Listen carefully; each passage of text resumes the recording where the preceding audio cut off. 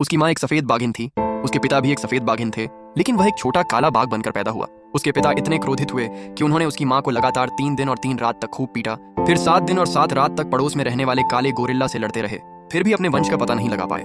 क्रोध में आकर पिता परिवार को छोड़कर चले गए, उसे और उसकी माँ को, साथ ही एक बाघ भाई को केवल अपनी नजरों में अकेला छोड़ दिया। ये बाघ भाई जब 1 महीने का हुआ तो थोड़ा मंदबुद्धि था।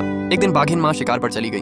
उसे और उसके भाई को 2 छोटे शावकों के रूप में मांद में खेलते हुए छोड़कर चंचल बाघ भाई धीरे धीरे गुफा से बाहर निकल गया। उसे जरा भी उम्मीद नहीं थी कि ठीक उसी समय एक बड़ा भालू वहां से गुजर रहा होगा, क्योंकि दोनों ही शिकारी थे। स्वाभाविक रूप से प्रतिद्वंद्वी की संतान के लिए कोई दया नहीं होती। भालू दहाड़ा और सीधे बाघ भाई पर झपटा। बाघ भाई डर से पूरी तरह जम गया। नाजुक क्षण में उसने बाघ भाई को वापस गुफा में खींच लिया। अंत में बाघिन माँ ठीक समय पर वापस आ गई। दोनों बाल बाल बचे। अगर उसका शरीर बाघ जैसा न होता और उसके अंदर इंसानी आत्मा होती तो शायद वह इस खतरनाक जंगल में बहुत पहले ही मर चुका होता। इसी वजह से वह खुद को बचाने की शक्ति हासिल करने के लिए बेताब था। जब खाने का समय आया तो बाघिन माँ उनके सामने लेट गई और धीरे से अपना पेट दिखाया। पहले तो वह बहुत आनाकानी कर रहा था, लेकिन जब गर्म दूध उसके मुंह और पेट में गया तो उसके पूरे शरीर में गर्मी की लहर दौड़ गई। उसे लगा जैसे उसमें फिर से जान आ गई हो। इसीलिए जब खाने का समय आया तो वह अपने पीछे खड़े शरारती बाघ भाई से कहीं ज्यादा उत्साहित था। कई महीनों के विकास के बाद उसने पाया कि वह दूसरे बाघों से कुछ अलग दिखता है। पहली बात तो यह कि उसकी भूख बहुत ज्यादा थी। उसे हमेशा लगता था कि उसका पेट कभी नहीं भरेगा। दूसरी बात, उसका शरीर अपने हमउम्र बाघ भाई से ज्यादा तेजी से बढ़ रहा था। 5 महीने में ही उसका वजन 28 पाउंड हो गया, जबकि बाघ भाई का वजन सिर्फ 40 पाउंड था। इस समय उन्हें मांस खाना शुरू करना पड़ा और तभी उसने पहली बार जंगली सुअर का कच्चा मांस चखा। उसके पेट में गर्मी की एक और तेज लहर उठी, जो धीरे धीरे उसके पूरे शरीर में फैल गई। लगता है मांस खाने से उसकी ताकत बढ़ सकती है। 1 महीने बाद वे 6 महीने के हो गए। बाघिन माँ ने उन्हें शिकार करने की तकनीक सिखाना शुरू किया। अचानक बाघिन माँ की निगाहों में एक तीखी ठंडक आ गई, मानो उसने कोई शिकार देख लिया हो। आगे बीमार हिरणों का एक झुंड चरता हुआ दिखाई दिया। हर कुछ मिनटों में हिरण अपना सिर उठाकर आसपास का जायजा लेता। वह चुपचाप पास में दुबक कर बाघिन माँ को सीखते हुए देख रहा था। शिकार करते समय वे तीनों हवा की दिशा में तैनात हो गए। हिरण उनकी गंध नहीं सूंघ पाए। बाघिन माँ ने अपने साथी और भाई को वहीं रुकने का इशारा किया। इलाके का फायदा उठाते हुए वह कुछ ही मिनटों में हिरणों के झुंड की ओर रेंगती हुई 330 फीट से भी कम दूरी पर पहुंच गई। जैसे ही झुंड ने अपनी सतर्कता कम की, बाघिन माँ बिजली की तरह घास से निकल कर आई और विस्फोटक शक्ति से हिरण को पकड़ लिया। अपने वजन का फायदा उठाते हुए उसने हिरण को गिरा दिया। उसके जबड़े ने तुरंत सही जगह पर वार किया और शिकार की जान ले ली। पूरा शिकार 30 सेकंड से भी कम समय में पूरा हो गया।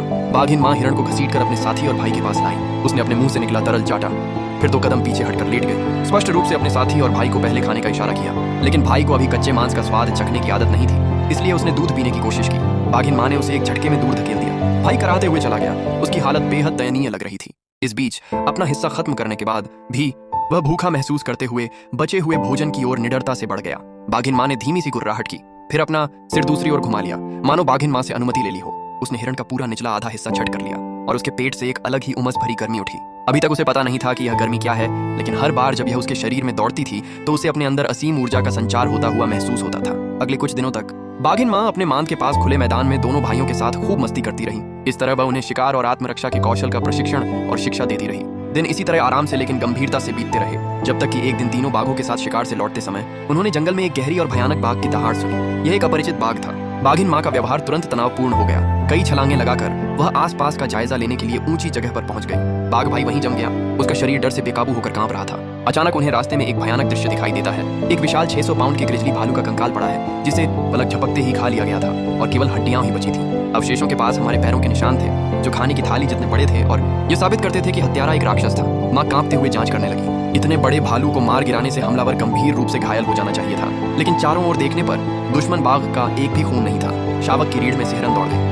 अगर उनका सामना इस जानवर से हुआ तो वे भी उसी राक्षस में बदल जाएंगे। तुरंत ही सुरक्षा को प्राथमिकता देते हुए माँ उन्हें घने अनजान जंगल में धकेल देती है। ऐसे दौड़ती है जैसे शैतान खुद उनका पीछा कर रहा हो। वह शावकों को उनकी शारीरिक सीमा तक धकेलती है, लेकिन डर हकीकत बन जाता है। एक जोरदार दहाड़ सन्नाटे को तोड़ देती है। माँ घबरा जाती है, अपने दिल पर एक भारी दबाव महसूस करती है। वह जानती है कि पीछा करने वाला उनके ठीक पीछे है। यह भालू के हमले का अदृश्य हत्यारा है। उनके पास एकमात्र विकल्प है कि वे इस बुरे सपने से जितना हो सके उतनी दूरी बना लें। परिवार 2 घंटे तक दौड़ता रहा। फेफड़े जल रहे थे और पैर कांप रहे थे। जैसे ही वे एक खुले मैदान में पहुंचे, माँ ने सहज प्रतिक्रिया दी।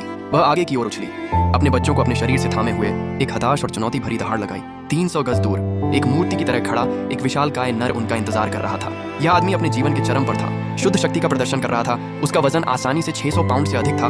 हालांकि माँ औसत महिलाओं से बड़ी थी। इस विशालकाय का सामना करना उसके परिवार के लिए निश्चित मृत्यु थी, लेकिन उसे कोशिश करनी ही थी। उसने उसे डराने की उम्मीद में गुर्राया। उम्मीद की कि वह पीछे हट जाएगा, लेकिन डर के बजाय घुसपैठिए ने केवल अहंकार दिखाया। ऐसे अकड़ कर आगे बढ़ा जैसे वह उस जगह का मालिक हो। भयानक आत्मविश्वास के साथ दूरी कम करता गया। हालांकि वह मालिक नहीं था। यहाँ बात करने आया है, वो लेने आया है। दोनों बाघ एक घातक घूरती निगाहों में उलझ जाते हैं। तनाव इतना घना है कि दम घुट रहा है। घास में छिपा शावक इस भयानक दृश्य को देखता है, किसी चमत्कार की प्रार्थना करता है। अचानक नर बाघ मिसाइल की तरह हमला करता है। माँ अपने बच्चों की रक्षा के लिए पूरी ताकत से उस पर टूट पड़ती है, लेकिन लड़ाई शुरू होने से पहले ही खत्म हो जाती है। नर बाघ मौका पाकर उसे जबरदस्त ताकत से जमीन पर पटक देता है। अब एक भी गलत कदम और उसके नुकीले दांत उसकी गर्दन को टहनी की तरह तोड़ देंगे। शावक अपनी जान बचाने के लिए भागने की तैयारी करता है। घने जंगल से एक दहाड़ गूंजती है जो धरती को हिला देती है। ये एक और नर बाघ है, लेकिन माँ को यह मुक्ति की आवाज लगती है। उस गर्जना के साथ पौराणिक जानवर प्रकाश में आता है, शुद्ध विनाश बिखेरता हुआ।